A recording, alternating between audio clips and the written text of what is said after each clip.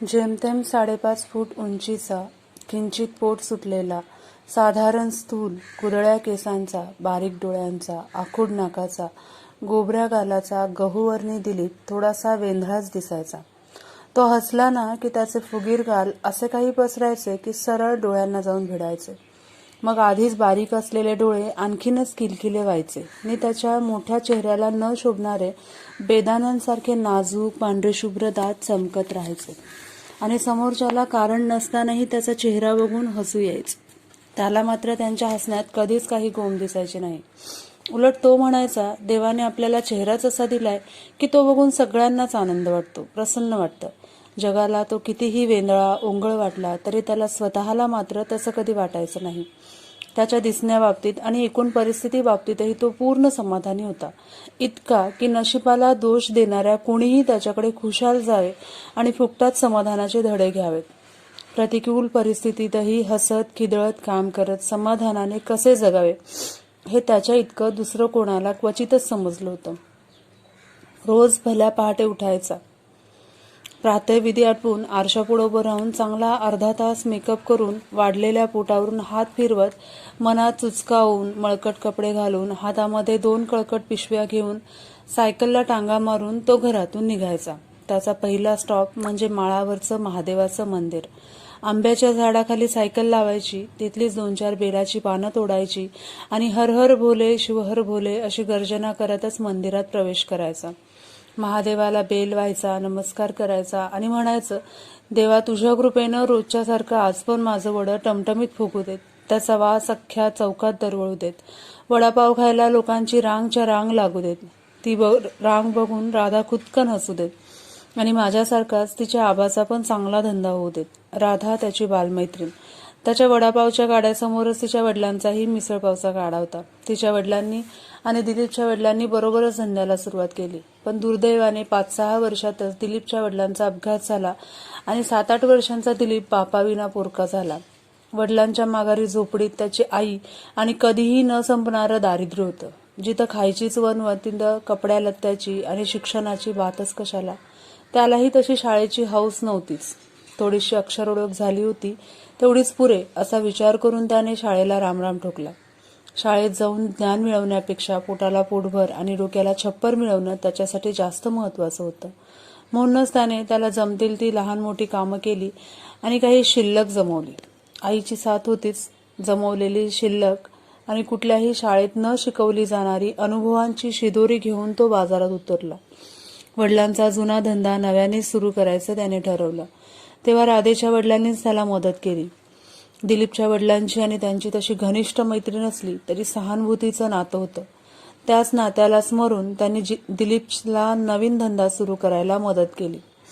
त्याच्या वडिलांचा जुना गाडा होताच, त्याचीच डागडुजी करून त्याने वडापावच्या धंद्याची सुरुवात केली. सुरुवातीला थोडासा त्रास झाला, पण नंतर काही महिन्यातच त्याचा चांगला हात बसला. हळूहळू त्याच्या विक्रीत चांगली वाढ होऊ लागली.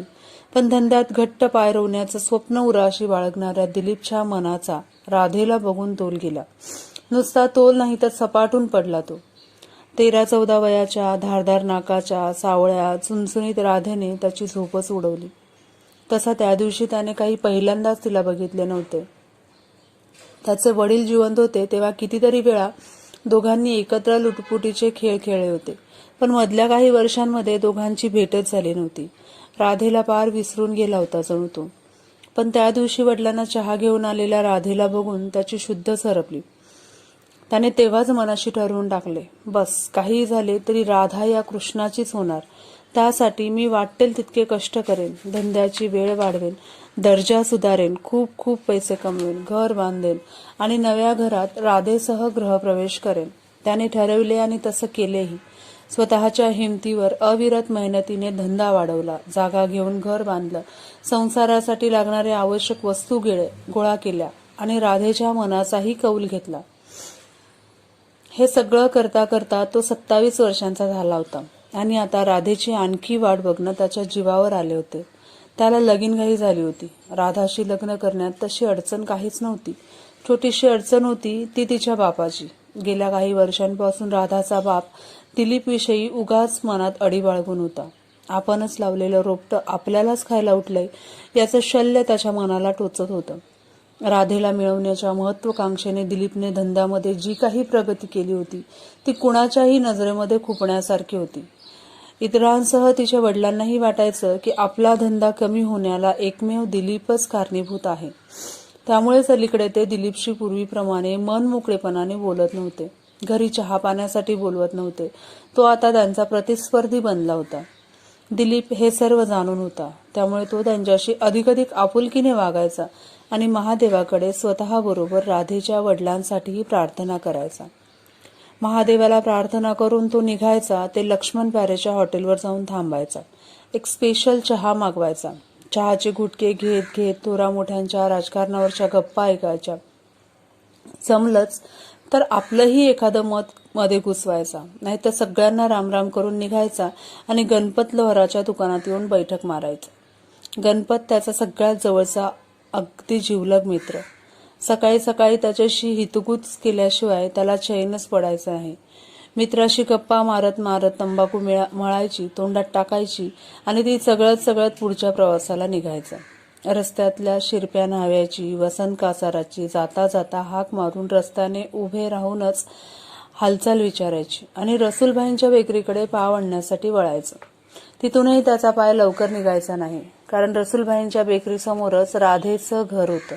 मग अंगणात घुटमळणाऱ्या राधेला निहाळत बाईंशी इकडच्या तिकडच्या गप्पा मारायच्या आणि तिचा बाप बाहेर यायच्या आधी तिथून निसटायचं. ते थेट गाड्यावर येऊन थांबायचं. त्याच्या घरापासून चौकापर्यंतचा रस्ता मोजून 7 ते 8 मिनिटांचा असेल.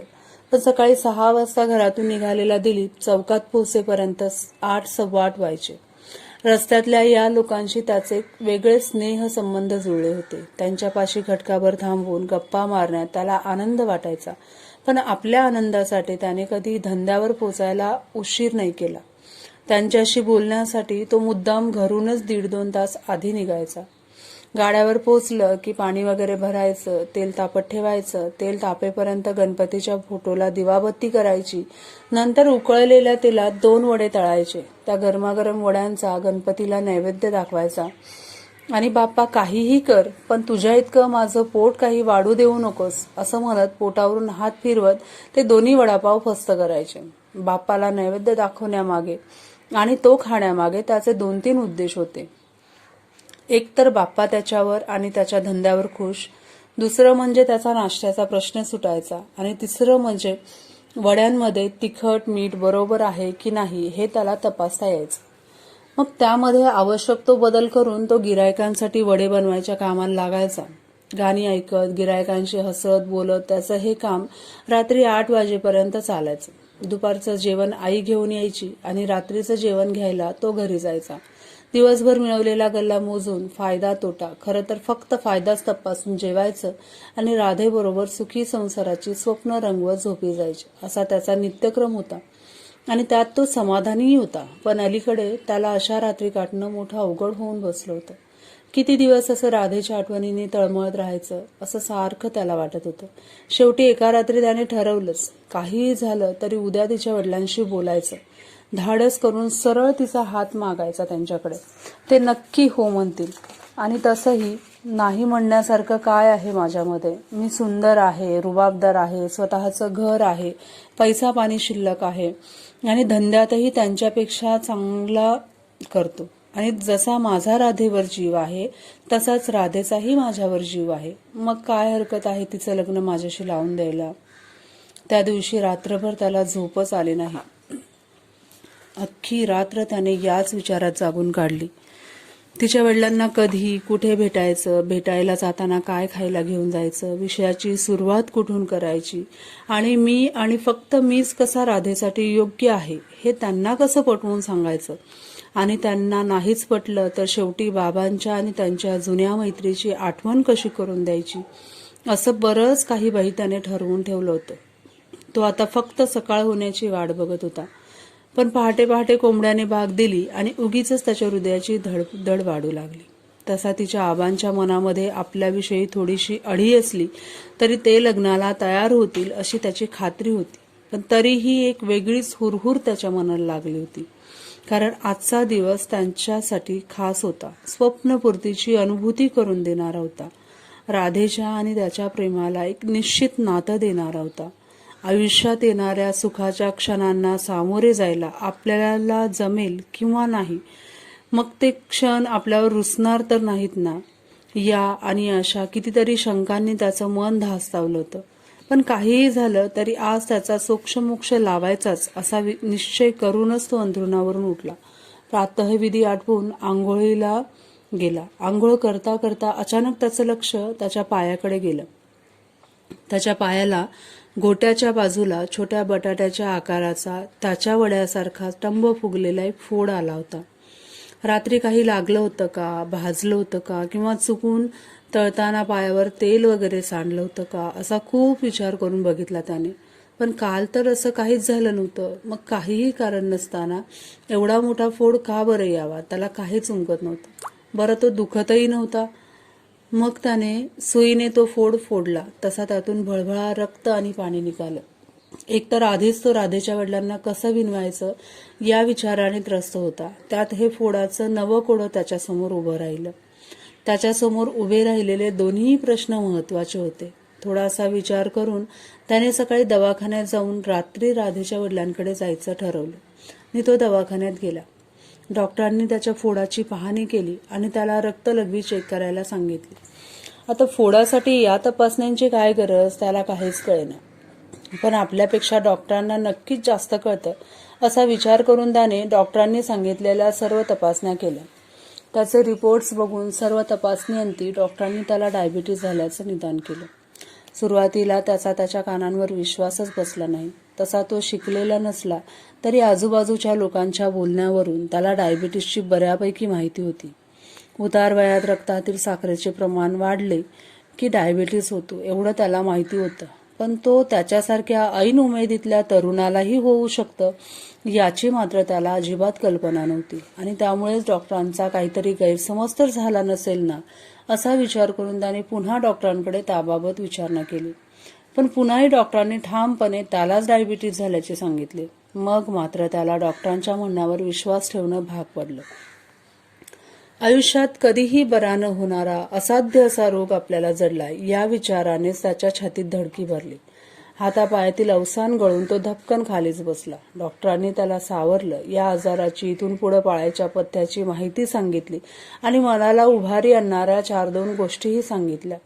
पण त्यांच्या बोलण्याचा त्याच्यावर कसलाच परिणाम झाला नाही. सर्वस्व गमावल्यासारखा हतबल होऊन तो घरी परतला आणि सरळ अंथरुणात झोपून गेला.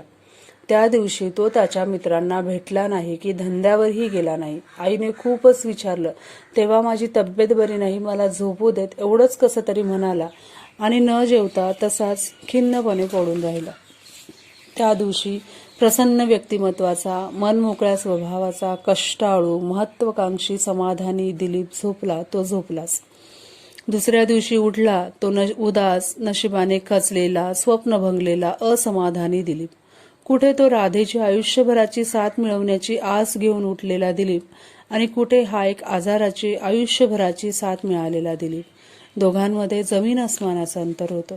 त्या दिवसापासून त्याचा जगण्याचा ढंगच बदलला.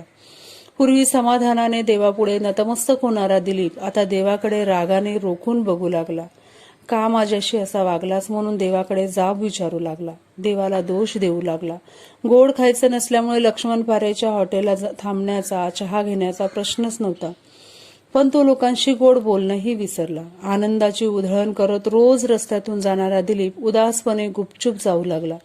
लोकांना हसायला प्रवृत्त करणारे त्याचं भाबडं हसू तर कुठल्या कुठे निघून गेलं. धंद्यात पूर्वीसारखं त्याचं मन रमेनासं झालं. वडापावची तपासणी बंद झाल्यामुळं कधी खारट तर कधी तिखट तर कधी अगदीच अळणी वडापाव लोकांना मिळू लागले. त्यामुळे विक्रीही कमी होऊ लागली. पूर्वी राधेला बघून खुलणारा तो आता तिच्या दर्शनाने अधिकच उदास होऊ लागला. उगीच नजर चोरू लागला. त्याच्या या वागणेचा राधेसह सगळ्यांनाच कोडं पडलं आणि स्वतःच्या हिमतीवर जगू पाहणाऱ्या दिलीपची ही अवस्था बघून वाईटही वाटू लागलं. एखादी सकाळ आपल्यासाठी डायबिटीससारखा आजार घेऊन येईल आणि जगण्याची उमेदच घालवून टाकेल असा विचारही कधी त्याच्या मनात आला नव्हता. तसाच एखाद्या सकाळी स्वतः राधेचे वडील आपल्याकडे राधेच्या लग्नाचा प्रस्ताव घेऊन येतील असाही विचार कधी त्याच्या मनात आला नव्हता. त्यांचं राधेच्या लग्नाचा प्रस्ताव घेऊन येणं त्याला एखाद्या दैवी चमत्कारासारखं वाटलं. कधी कधी दैव आपल्याला दोन्ही हातांनी भरभरून देत असते, पण ते स्वीकारणारे आपले हातच दुबळे ठरतात. तसंच काहीतरी त्याचं त्या दिवशी घडलं. राधेबरोबर लग्नाला होकार देणं त्याला अपराधासारखं वाटू लागलं आणि तिला नकार देण्याचा विचार तर तो स्वप्नातही करू शकत नव्हता.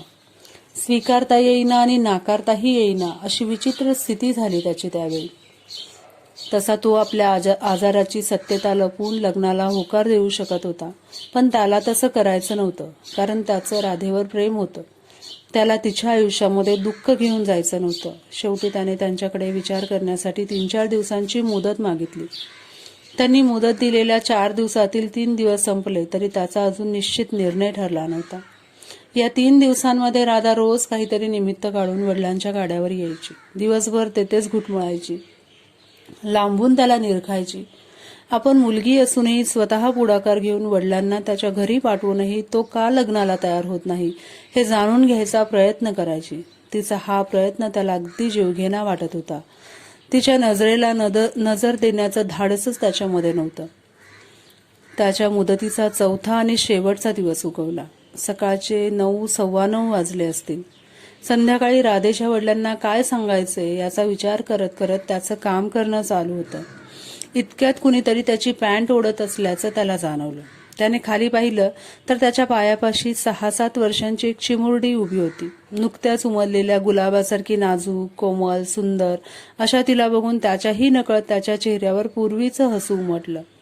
त्याचे तिच्याकडे लक्ष गेल्याचे बघून तिने हाताने इशारा करून त्याला खाली वाकायला सांगितलं. आता एवढ्या नाजूक परीची आज्ञा तिचं उल्लंघन कोण करणार? तोही चटकन वाकला. त्यावर ती म्हणाली, काका मला एक वडापाव दे ना. वडापाव हवाय तुला? देतो हं, पण तुझे आई बाबा कुठे आहेत? तो कौतुकाने म्हणाला. आई बाबा ते काय तिथे आहेत, पण इकडे यायच्या आधी प्लीज दे ना मला एक वडापाव. तुला आवडतो? खूप म्हणजे खूप आवडतो. हा घे खा, पण आई वडिलांचा हात सोडून असं दुसरीकडे कुठे जाऊ नये बाळा. तिच्या हातात एक वडापाव देत पाठीवरून हात फिरवून समजावणीच्या स्वरात तो म्हणाला.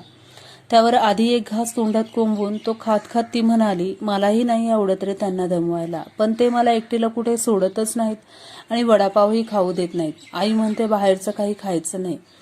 का तुझ्या आईला आवडत नाही बाहेरचं खाल्लेलं? हो ना, माझ्या हृदयात म्हणे छोटंसं होल आहे. तिला वाटतं बाहेरचं काही खाल्लं तर मी मरेन. वेडीच आहे माझी आई. असं बाहेरचं खाल्ल्यानं कुणी मरतं का? काय बोलतेस तू? कसलं होल? मला पण नाही माहीत. तो डॉक्टर काका काहीतरी बडबडत राहतो. काल पण काहीतरी बाबांना म्हणत होता. चिमीकडे आता थोडाच काळ राहिलाय, तिला तिच्या मनासारखं जगू देत. काका काळ म्हणजे काय रे? ती म्हणाली आणि आपल्या प्रश्नाचे उत्तर न ऐकताच धावत निघून गेली. तिला तिचा बाबा बोलावत होता. तसंही तिथे थांबूनही तिला तिच्या प्रश्नाचं उत्तर मिळणार नव्हतंच, कारण काळ म्हणजे काय हे अजून त्याला तरी कुठे पुरतं समजलं होतं. तिच्या त्या छोट्याशा प्रश्नाने त्याचं मन अंतर्बाह्य ढवळून निघालं. हृदयात कालवाकालव झाली. त्या चिमुरडीच्या आयुष्यात येऊ घातलेल्या दुःखाने तो बेचैन झाला. आयुष्याच्या शेवटच्या कगारावर उभ्या राहिलेल्या तरीही आनंदाने खिदळणाऱ्या बागडणाऱ्या त्या लोभस चिमुरडीपुढे त्याला स्वतःची लाज वाटली. काही क्षणांमध्येच ती त्याच्यापुढे जीवनाचं रहस्य उलगडून गेली. एका छोट्याशा आजाराने जगण्याची उमेद हरवलेल्या मलाही तिच्यासारखं हसत खिदळत आयुष्याचा प्रत्येक क्षण मनापासून आनंदात आणि समाधानानं जगता येईल का, असा एक नवाच प्रश्न त्याच्या मनात उमटला आणि गाडीच्या खिडकीतून हात करणारी प्रसन्न हसणारी ती चिमुरडी त्याला पुन्हा दिसली. तिच्या चेहऱ्यावरचं ते तेज सूर्याच्या पहिल्या किरणांसारखं कोवळं हसू त्याला सांगत होतं, जमेल, तुलाही जमेल, फक्त सुरुवात कर. या जीवन प्रवासातलं पहिलं पाऊल उचल. रस्ता आपोआप उचकटत जाईल. राधेला स्वतःच्या आजाराबद्दलची सर्व काही माहिती सांगून त्याने त्याच्या जीवन प्रवासातील पहिलं पाऊल उचललं. अर्थात तिचा कोणताही निर्णय असला तरी तो मान्य करायचा आणि आयुष्यात न डगमगता खंबीरपणे चालत राहायचं असं त्याने तिच्याशी बोलण्यापूर्वीच मनात ठरवलं होतं. त्याने सांगितलं आणि क्षणाचाही विलंब न लावता राधेने त्याला होकार दिला. गेल्या काही महिन्यांमध्ये कुठेतरी हरवलेला आपला पूर्वीचा दिलीप माघारी मिळाल्याचा तिला कोण आनंद झाला.